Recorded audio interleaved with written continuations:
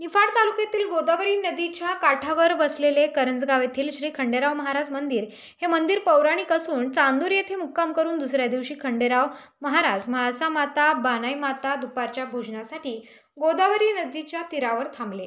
भोजन करून विश्रांती घेतली. ते हेच जागृत देवस्थान असून भक्तांच्या मनोकामना पूर्ण होतात अशी आख्यायिका आहे.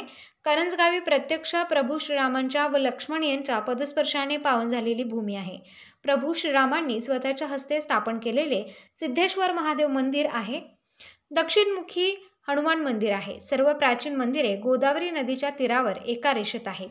गावात मध्यवस्तीत खंडेराव महाराज मंदिर असून दरवर्षी माघ पौर्णिमेला म्हणजेच दांडी पौर्णिमेला 12 गाड्या ओढण्याचा कार्यक्रम होतो. सालाबादप्रमाणे यावर्षी यात्रा उत्सव 4 फेब्रुवारी 2025 खंडेराव महाराज सेवेकरी यांच्या हस्ते घटस्थापना होऊन सालाबादप्रमाणे याही वर्षी विविध धार्मिक कार्यक्रमांबरोबर सांस्कृतिक कार्यक्रमांचे आयोजन करण्यात आले.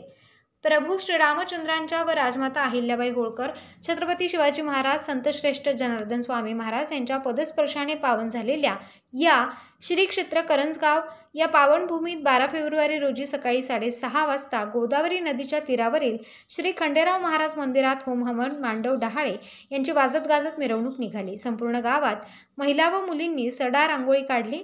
खंडेराव महाराजांचे वाहन असलेल्या अश्व गोदावरी नदीच्या पात्रात आंघोळीसाठी वाघे मंडळीच्या देवाची गाणी म्हणत वाजत गाजत मिरवणुकीने आणले. आंघोळीनंतर खंडेराव महाराज मंदिरासमोर अश्वाला हळद लावली.